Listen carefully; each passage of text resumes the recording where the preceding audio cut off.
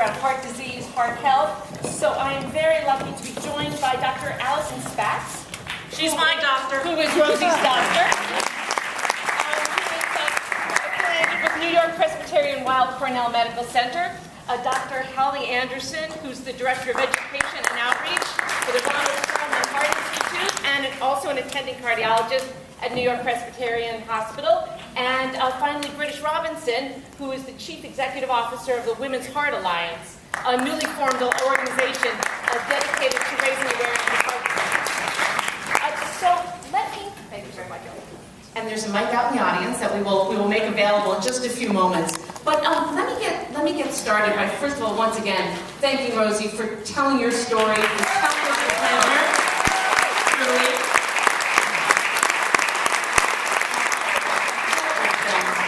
Let me start, though, with British, if I could. So you are now running this organization that is really taking the lead on educating women about heart health and heart disease. Can you tell us a little bit about why now is the moment and how you're planning to really educate women about this? The numbers are just astonishing. This really very powerful threat. Absolutely. Thank you. And it's a pleasure to be here. And thanks to Barnard and the Athena Film Festival and Sheila Evans for hosting us. Let me first say, Rosie, thank you for that. And thanks for the gift of your life. It's incredible.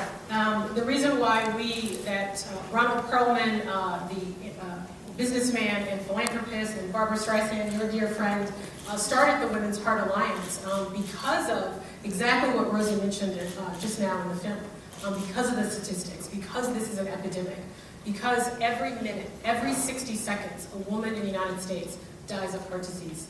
It is preventable, and we can do something about it, and that's what the two doctors will talk to you about. The Women's Heart Alliance was created a major campaign, a nationwide campaign called Fight the Lady Killer, and please go to our website at fighttheladykiller.org to learn more about us. But essentially, we are passionate and committed to, first and foremost, educating women that it is the #1 killer in the United States. As Rosie said, it is not breast cancer.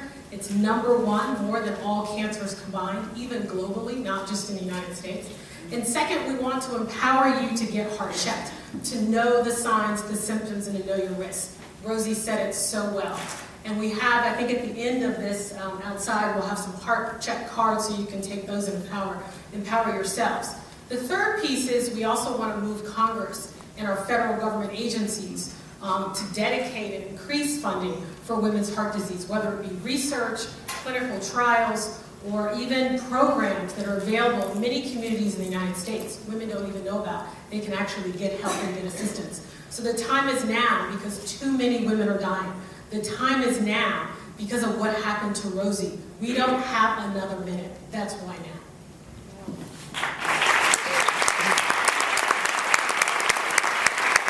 So, Rosie, you had some fabulous ideas in the film about what to do to spread the word. I particularly like the Broadway musical. Thank you, so do I.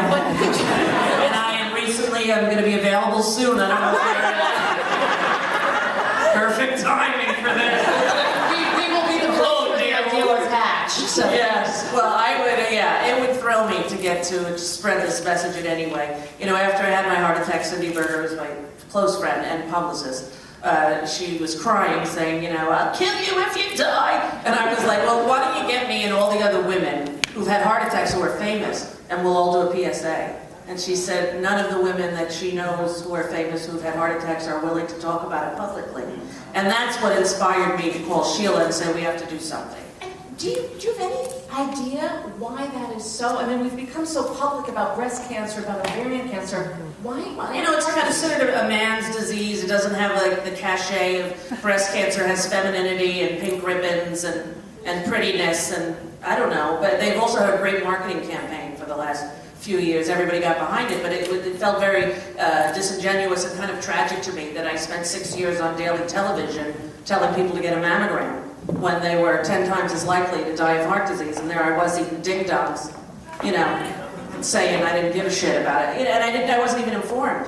So I think that's information is knowledge and power, and women, we need to know what's killing us, and it's killing us more than anything else. Holly and Allison, you must see this. I mean, why Do women not speak out more? What should women be I think doing? it's something else, and I've seen all our careers, that women don't talk about their heart disease. And I take care of a world recognizable movie actor, female, who didn't want to talk about her heart attack because it's no man's disease. And actually the Women's Heart Alliance did our research and found out that only 27% of women can name another woman in their lives with heart disease. Only 11% can name another woman in their lives who has died from heart disease. And this is because women don't share their stories of heart disease. And one of the reasons is that they feel stigmatized by the disease. That they don't want to tell people they have heart disease because they feel that they might be judged, as if they should have taken care of themselves more, eaten better. And it's the youngest women who actually are the most likely to feel this way. And although death rates due to heart disease is decreasing across the board in this country, death rates due to heart disease is actually increasing in our youngest adults, aged 29 to 45, and increasing faster in young women. And Yolanda King, Martin Luther King's daughter, died on her 50th birthday when she just turned 50. Same exact thing. I had 100% blockage of her LAD, and she was dead before she hit the floor. So you all know at least one, Yolanda King. So, you're making me nervous. I'm glad. It's good for me. What should women be doing?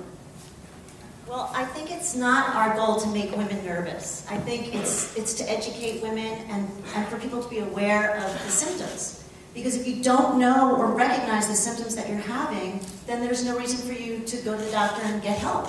So you have to recognize that these symptoms can be very variable, and there's nothing wrong with going to the doctor, even if it's a false alarm, and saying, you know, I don't feel well, there's something the matter, and get tested, demand to be tested. And it doesn't just affect older women, it affects 20-year-olds, 30-year-olds, 40-year-olds, and I mean, we do see a lot of young women in our practice that have heart disease. So just be knowledgeable, educated, spread the word so that people really know to get help, get screened, and then we can really make a difference. We do want to empower women. We want to empower them with knowledge, but one of the great things about being a cardiologist is that there's so much you can do to prevent heart disease, and prevention is crucial because all too often the first symptom could be sudden death. So, but anything that you do that's good for your heart is good for the rest of you. Okay, so it's... Want to give us a little list? Yeah, well, I would say physical activity is a fountain of youth, right? You are what you eat. You gotta move. You are what you eat. Get a good night's sleep, release stress, laugh, go out with your friends. There's an old adage that said the best thing a guy can do for his health is to get married, and the best thing a woman can do is go out and have lunch with her friends. all of that matters. That lifestyle matters. Yes, get your blood pressure checked. Yes, get your cholesterol levels checked. Yes, make sure your sugar levels are, if they're too high, get them treated. Yes, family history matters, but we have a whole new science in medicine right now called epigenetics, and that means the way you live, how much you move, how you think especially, can change the way your DNA gets translated. And it doesn't take a lot. You don't have to exercise every day. You don't have to run a marathon. You just have to walk. You need to walk. You could go to the gym 20 minutes a day, 3 days a week. A recent study just came out that showed that actually just moderate exercise can really make a difference in cardiovascular health and living longer. So it doesn't take a lot.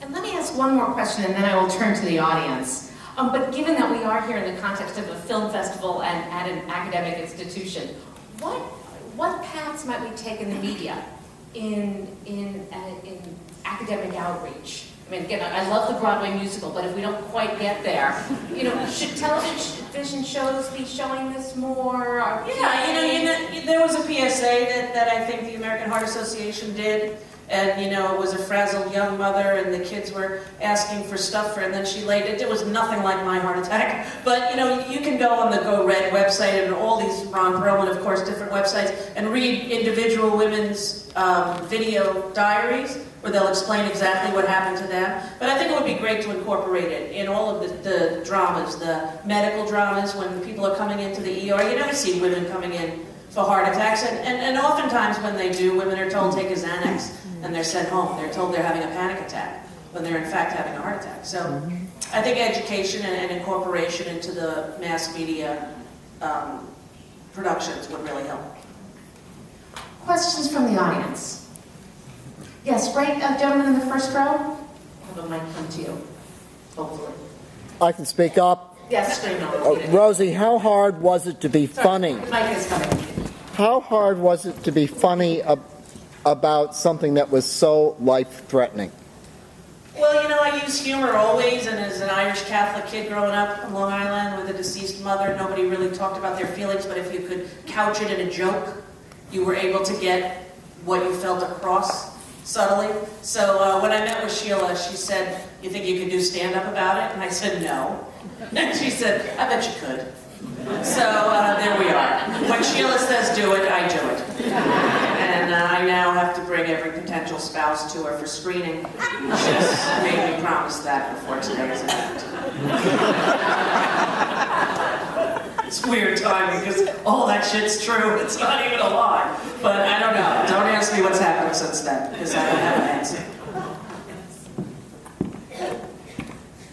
And let me just say, I'm Black and Catholic, and we do get pale. You get ashy? Okay. Pale. I know that. I carry cocoa butter with me just in case. Palmer's works. So the HEPPP cuts across. Yes. All right. Yes. Thank you. And I think we have a question right in the middle of the... I just wondered, in addition to being checked annually by a gynecologist and internist, when should a woman see a cardiologist regularly, or?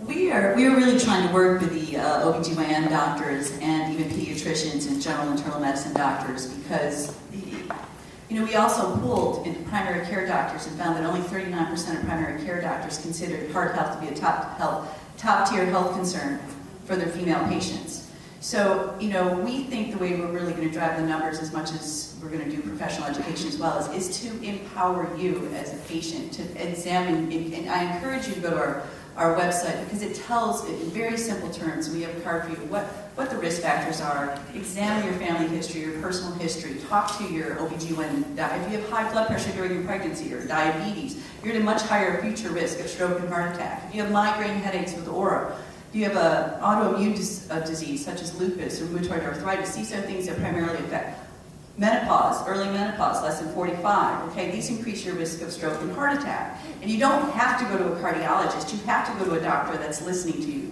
This is not complicated stuff. Examine your risk and figure out, and make sure you're not having symptoms now, and learn how to lower your risk for heart disease. And I'll just want to throw out, we'll get a microphone for the person right over here, and I just want to throw out something we were discussing before the film. Holly and Allison are really in the minority. There's very few female cardiologists. So even though women are, you know, over 50% of med school students, by the time they hit the cardiology stage, most of the women have gone on other paths. So that's probably part of this puzzle as well. The best ones become cardiologists. Yes. Yes, please. How is this film being distributed, and have there been any unexpected responses to it from either doctors, women? HBO. It's on HBO on Valentine's Day, and then it'll be on HBO's To Go platform, so you can watch it wherever you are. And that's kind of the best distribution for documentaries ever that you could get under the tutelage of Sheila Nevins, Academy Award winner multiple times. So that's where, and all the doctors, we put it through a bunch of different doctors, all my doctors, to check that everything I said was accurate, because, you know, sometimes, like Brian Williams, I forget.